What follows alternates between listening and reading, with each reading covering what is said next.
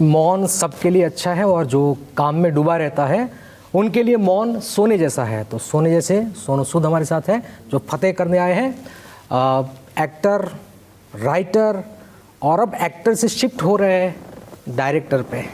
एक director actor को कैसे फतेह करते हैं? थैंक यू सो मच जान भाई। मुझे लगता है कि एज एन एक्टर जो आप इतने सालों से सीखते हैं, बीइंग ए टेक्निकल गाय, मैं खुद एक इंजीनियर रहा हूँ, तो कैमरे के पीछे का हमेशा इंटरेस्ट रहा है शुरू से, पहली फिल्म से, कि कैसे लाइटिंग होती है, क्या कैमरास होते हैं, क्या उसके मिनिमम फोकस होते हैं, एक्सपोजर क्या होता है, किस तरह कैमरे की फ्रेमिंग होनी चाहिए। तो मैं ज़्यादा टाइम शुरू से ही टेक्निकल चीज़ें बड़ी सीखता है। साउंड कैसे डिज़ाइन होती पहली फिल्म से, पता नहीं था, तब सोचा नहीं था कि डायरेक्टर बनना है, पर आई थिंक जो अंदर का टेक्निकल साइड था वो कहीं ना कहीं तैयार था होने के लिए, सीख रहा था। और आज जब फतेह के साथ हम लोग आए हैं तो मैं यही कहूँगा कि ये जो ट्रेनिंग हुई है ओवरनाइट नहीं है, पिछले 20-22 साल के एक्सपीरियंस की ट्रेनिंग है। So I have tried my level best कि कैसा सिनेमा लाने की कोशिश करूँ जिससे लोग प्राउडली कह सकें कि यार ये अलग दिखता है, ये हॉलीवुड जैसी इंग्लिश फिल्म का लेवल का दिखता है। तो उसकी कोशिश है, पहली फिल्म है, पता नहीं कितना कामयाब हो पाऊंगा, बट हाँ इतनी बात का विश्वास है कि जब लोग देखेंगे तो कहेंगे इसमें एक सच्चाई है, इसमें एक मेहनत है और मज़ा है। बढ़िया। एक कॉम्बिनेशन आपकी फिल्म में नसीर साहब भी आपके साथ हैं जी, और विजय जी भी हैं और सोनू जी भी और जैकलिन जी भी हैं। ये कॉम्बिनेशन कैसे हुआ यार? सोनू सूद, नसीर साहब को हमने मोहरा में देखा, एक्शन ज़बरदस्त मूवी थी, फिर काफ़ी मूवीज़ में देखे, लेकिन ये कॉम्बिनेशन हमें समझ नहीं आ रहा है। देखिए जब आप लिखते हैं तो धीरे धीरे किरदार बनने शुरू होते हैं। नसीर भाई बाद में जुड़े फिल्म के साथ। जब आपने पूरी फिल्म मैंने देखी एज डायरेक्टर, मुझे लगा कि ये चीज़ों पिक्चर में और होनी चाहिए, तो नसीर भाई के पास जब मैं गया और उनको नरेट किया, सो ही लव्ड इट, और फिर वो ही केम ऑन बोर्ड। विजय राज कमाल के एक्टर हैं, बिल्कुल दोस्त भी है मेरे बड़े अच्छे, तो जब उनको सुना, आई सेड कि चल सोनू करते हैं। जैकलिन को एक ऐसा किरदार देना था जो उन्होंने पहले नहीं किया, नॉन ग्लैमरस, कोई मेकअप नहीं, हेयर नहीं, और मुझे लगता था कि वो बहुत ही खूबसूरत एक्टर हैं और उनको सही ढंग से और तरीके से मैं दिखाना चाहता था मेरे तरीके से। सो वो उनको दिखा पाया and she felt very happy. So I feel जब आप ऐसे डायरेक्टर काम करते हैं तो एक विजन होता है, एक दुनिया आप अपने मन में पिरो लेते हैं और उसमें फिर धीरे धीरे किरदार अपनी जगह लेना शुरू करते हैं। तो ऐसे ही इन सब एक्टर्स ने अपनी जगह ली और फाइनली जब मैं प्रोडक्ट देखता हूँ तो मुझे लगता है कि इनके अलावा कोई और इन रोल्स को नहीं कर सकता था।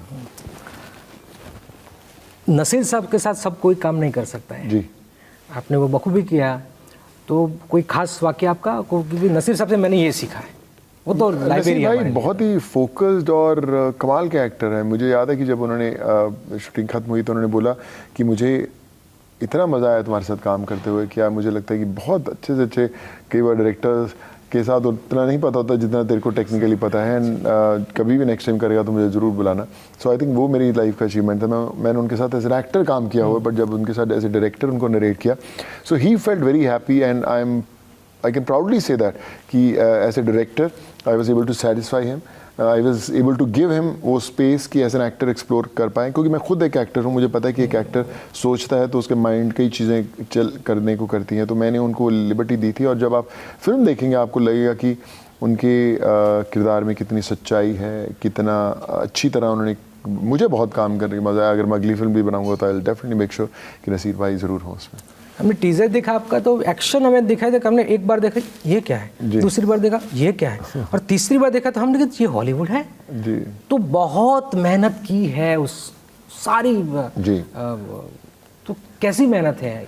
देखिए जब मैं एज एन एक्टर काम करता था तो एक एक्शन सीक्वेंस सेट हो जाता था, एक एक्शन डायरेक्टर को बोलते थे कि ये लोग फाइट करेंगे, ऐसा एक्शन बना दो। एक्शन डायरेक्टर आता था, पंचेस वगैरह, लात मारी, दो गिरा, ये उठा, ये केबल से उसको उड़ाया, इसको फेंका, तो ये होता आया है एज एन एक्टर मेरे। तो मैंने उतनी सारी की। जब मैं ये फिल्म बना रहा था मैंने बोला कि यार ऐसा नहीं होना चाहिए, मुझे एक एक पंच जो है कि आदमी कैसे गिरेगा, उस पर क्या चोट लगेगी, उसको कैसे कुल्हाड़ी जाके लगेगी, उसको कैसे ब्लड कहाँ स्प्लैश होगा, लेंस पे होगा नहीं होगा। सो वो छोटी छोटी डिटेलिंग बनाई गए थे, नोट्स बनाए गए थे, उसका एक एडिट तैयार किया गया था। वो एडिट तैयार करने के बाद शेयर किया गया था कि इसको ऐसे एग्जीक्यूट करना है। हम अक्सर जब देखते हैं, जैसे आप और मैं बात करें तो ये कैमरा खड़ा हुआ है, ये भी कैमरा, ये भी सब कैमरा से एक जगह पे हैं, लोग देखेंगे हमारी इंटरव्यू और कहेंगे यार अच्छा इन दोनों ने बातचीत की गई।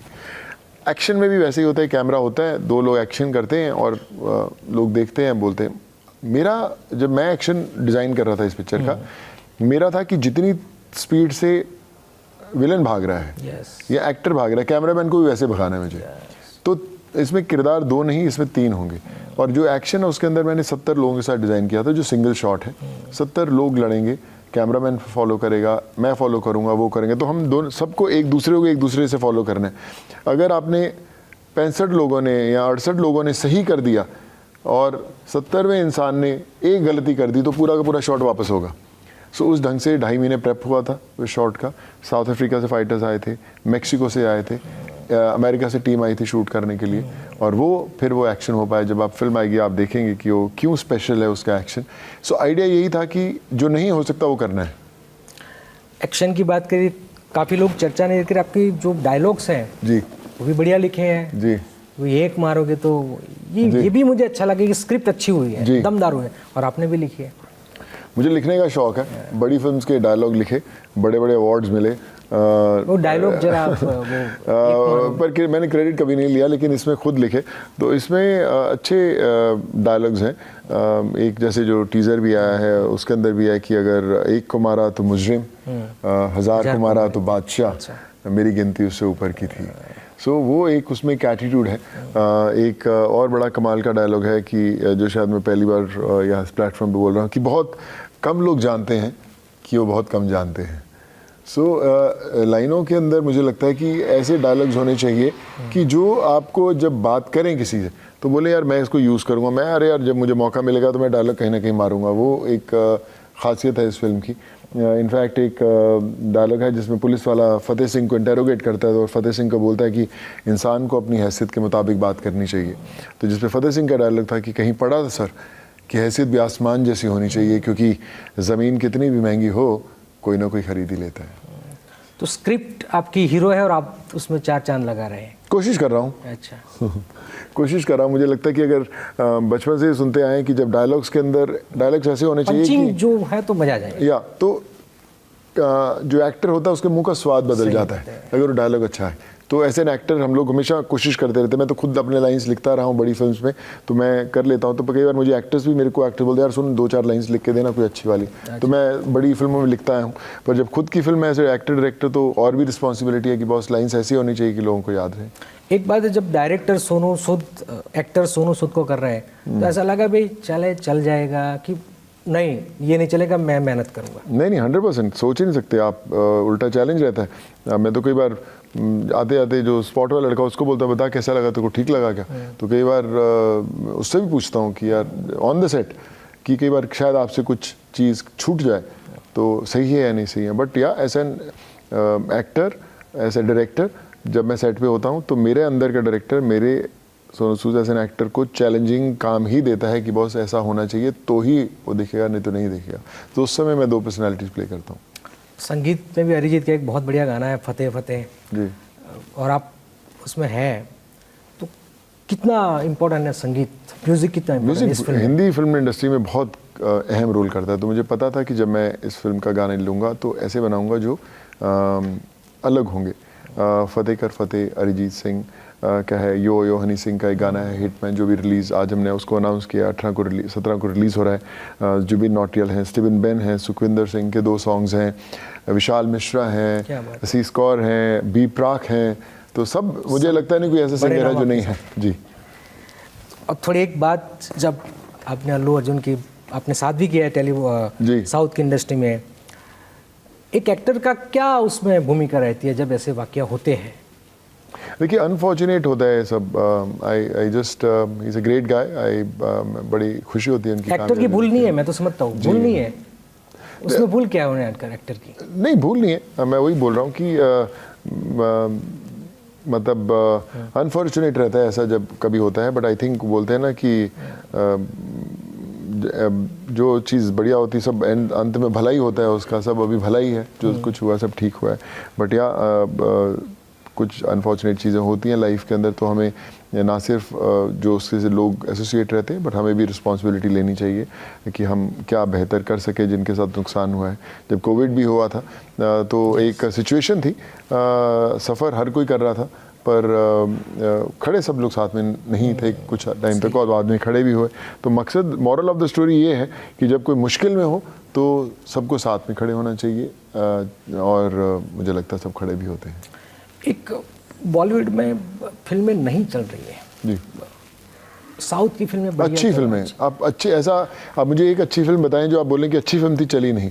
फिल्में अच्छी ज़रूर चलेंगी, अगर फिल्म अच्छी नहीं होगी चाहे वो बॉलीवुड की हो। अभी आपको साउथ की कोई फिल्म आती है, बोलते हैं यार साउथ की फिल्में चल रही हैं, आप साउथ जाके देखिए कितनी चल रही हैं। 100 फिल्में से 2-5 तो साउथ की भी नहीं चलती फिल्में, तो अच्छी फिल्में चलेंगी, वो किसी भी भाषा में हो, तो हमेशा चलती रहेंगी। आप अच्छी फिल्में बनाएंगे, ईमानदारी से बनाएंगे, लोगों की इज्जत करेंगे, तो पिक्चरें चलेंगी। क्या हो रहा है लेकिन उसमें अच्छी कोशिश, मुझे लगता है अच्छी होगी तो जरूर चलेगी। कहीं अगर नहीं चल रही तो कोशिश में कहीं ना कहीं कामयाबी, मतलब कहीं ना कहीं खामी होगी तो नहीं चल रही। हमें अगर नहीं चल रही है तो और मेहनत करनी है चलाने के लिए, और बेहतर सिनेमा बनाना है।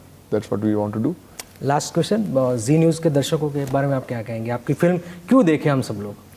देखिए, सभी दर्शकों को यही कहना चाहूँगा कि हर एक आम इंसान की फिल्म है, जो साइबर क्राइम से गुजरा है।